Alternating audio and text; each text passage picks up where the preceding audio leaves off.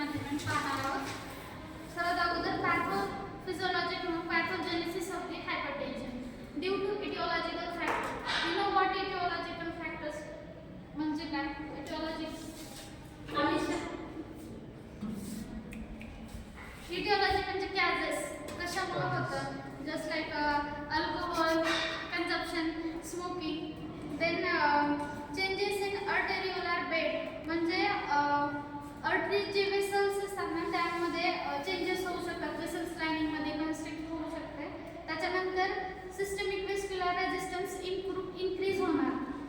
वेस्क्युलर resistance increase झाला म्हणजे blood vessels narrow होणार त्यामध्ये. And then heart rate increase होणार आणि हार्ट रेट इन्क्रीज झाल्यानंतर लोडिंग वाढणार आणि आफ्टर लोडिंग कार्डियक आउटपुट सुद्धा इन्क्रीज होणार.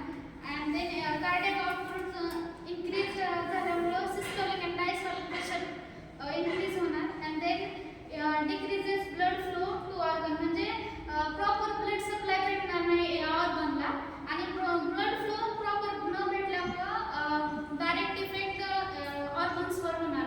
इथं डायरेक्ट इफेक्ट ऑन दी किडनीवर इफेक्ट होणार आणि हे इफेक्ट झाल्यामुळे तिथं जे सेल किडनीमध्ये जे प्रेझेंट असतात ना ते स्टिम्युलेट होतात. जे सेल्स म्हणजे जुक्स्टाग्लोमेरुलर सेल्स. आणि त्याच्यानंतर हे स्टिम्युलेट झाल्यामुळं रेनिन सिक्रेट होणार, secretion of the renin because of renal परफ्युजन.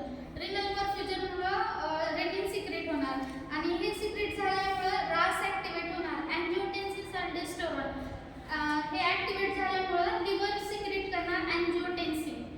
And हे प्लाझ्मामध्ये ट्रान्सफॉर्म होणार. अँड देन अँजिओटेन्सिन 1 पासून अँजिओटेन्सिन 2 कन्वर्ट होणार through ECE हायपरटेन्सिन.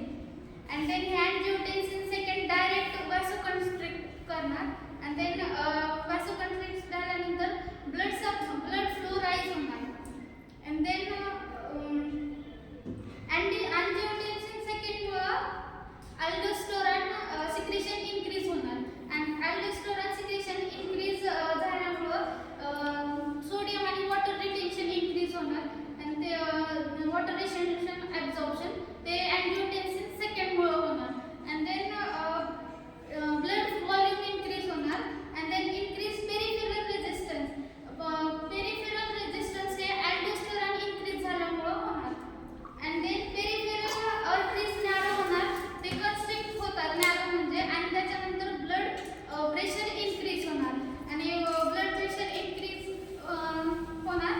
That is all about the pathogenesis किंवा pathophysiology of the hypertension. Then now see about the clinical manifestation. Clinical मॅनिफेस्टेशनमध्ये म्हणजे signs and symptoms म्हणू शकतो आपण. म्हणजे आपल्याला मोस्ट ऑफ दी हायपरटेन्शनमध्ये आपल्याला साईन सिव्हिअर कंडिशनपर्यंत होईपर्यंत आपल्याला